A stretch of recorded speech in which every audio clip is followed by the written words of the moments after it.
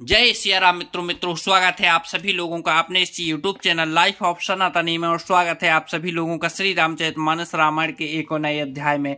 तो मित्रों, जैसा कि आप सभी लोग जानते हैं कि पिछले वीडियो में श्री रामचरितमानस रामायण को अयोध्या कांड में दोहा क्रमांक 40 पर समाप्त किया था और आज यहीं से आगे बढ़ाने वाले हैं। और यहाँ पर एक बहुत ही भावुक वाली कथा भी चल रही थी जिसमें भगवान श्री राम को वनवास होने वाला था। चलिए मित्रों, तो कथा को भी आगे बढ़ाते हैं और जो श्री रामचरितमानस रामायण की जो सुंदर सुंदर दोहा चौपाइयां हैं उनका भी आनंद लेते हैं। लेकिन मित्रों, वीडियो में आगे बढ़े उससे पहले हमारा आपसे बस एक ही छोटा सा रिक्वेस्ट है। यदि आप लोगों ने अभी तक इस यूट्यूब चैनल लाइफ ऑफ सनातनी को सब्सक्राइब नहीं किया है तो नीचे जो सब्सक्राइब का बटन है उसे दबाकर चैनल को सब्सक्राइब कर लें, साथ ही दबा लें बेल आइकन घंटी को। चलिए मित्रों, तो बिना कुछ देरी के वीडियो में आगे बढ़ते हैं। जय सिया राम। सोते सनेहु इति बचने ओते संकट परऊ नरेशो कहूँ ता आयसो धरहु सिरे मेटहु कठने कलेसो। इधर तो पुत्र का स्नेह है और उधर वचन प्रतिज्ञा। राजा इसी धर्म संकट में पड़ गए हैं। यदि तुम कर सकते हो तो राजा की आज्ञा सिरोधार्य करो और इनके कठिन कलेश को मिटाओ। निधरक बैठ कहीं कटु बानी सुनति कठिनता अति अकुलानी।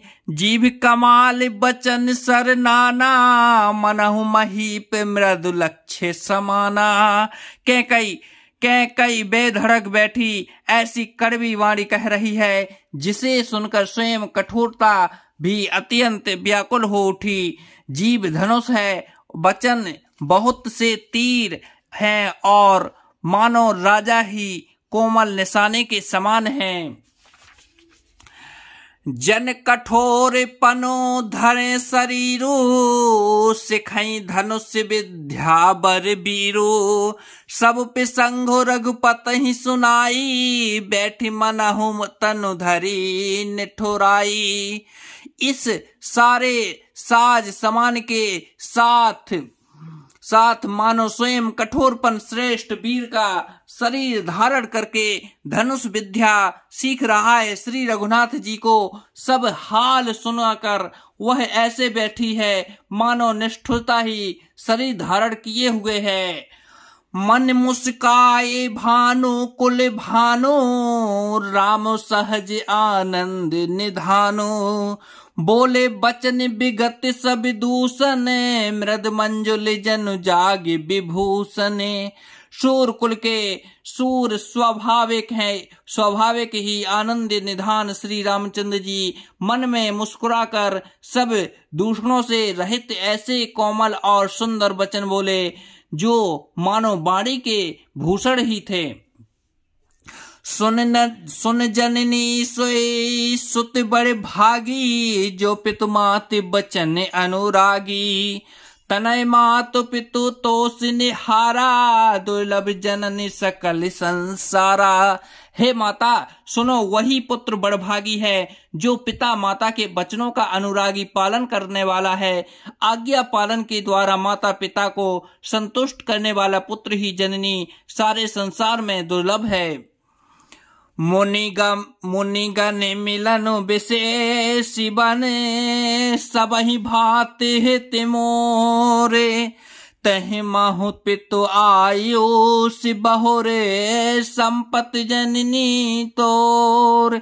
वन में विशेष रूप से मुनियों का मिलाप होगा जिसमें मेरा सभी प्रकार से कल्याण है, उसमें भी फिर पिताजी की आज्ञा और है जननी तुम्हारी संपत्ति है। भरत प्राण प्रिय पाबहि राजू विधि सब विधि मोहि सन मुख आजू। जो ना बजाऊं वन ऐसे हो काजा पिथम गने मोहि मूढ़ समाजा। और प्राण प्रिय भरत राज्य पावेंगे। इन सभी बातों को देखकर यह प्रतीत होता है कि आज विधाता सब प्रकार से मुझे सम्मुख है, मेरे अनुकूल है। यदि ऐसे काम के लिए भी मैं वन को ना जाऊं तो मूर्खों के समाज में सबसे पहले मेरी गिनती करनी चाहिए। से बही अरणु कलप तरु त्यागी, पर हरि अमृत ले विश्व मांगी। त्यों न पाई अस समऊ चुकाही, देखो विचार मातु मन माही। जो कल्प वृक्ष को छोड़कर ऋण की सेवा करते हैं और अमृत त्याग कर विष मांग लेते हैं, हे माता तुम मन में विचार कर देखो, हे बे महामूर्ख भी ऐसा मौका पाकर कभी ना चूकेंगे। अम्ब एक दुख मोह विशेषी, निपट बिकल नर नायक देखी। थोरही बात पितहि दुख भारी, होत पिति तिना मोह महतारी। हे माता मुझे एक ही दुख है, विशेष रूप से हो रहा है, वह महाराज को अत्यंत व्याकुल देखकर इस थोड़ी सी बात के लिए ही पिताजी को इतना भारी दुख हो। हे माता मुझे इस बात पर विश्वास नहीं होता। राज धीर गुण उदधि अगाधु, भा मोहते कछु बड़े अपराधु। जाते मोह न कहत कछु राओ, मोरे सपत तुहि कहु सती भाऊ।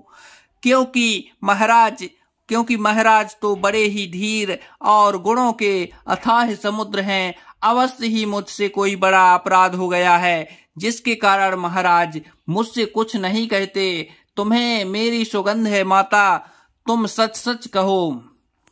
सहज सरले रघुबर बचने, कुमति कुटिल कर जाने।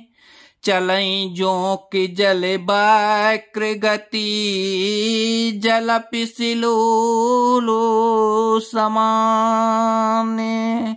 रघुकुल में श्रेष्ठ श्री रामचंद्र जी के स्वभाव से ही सीधे वचनों को दुर्बुद्धि के कई टेढ़ा ही करके जान रही है। जैसे यद्यपि जल समान ही होता है, परंतु जोंक उसमें टेढ़ी चाल से ही चलती है। तो जय सिया राम मित्रों, आज वीडियो को यहीं पर समाप्त करते हैं। कल के वीडियो में फिर यहीं से आगे बढ़ेंगे।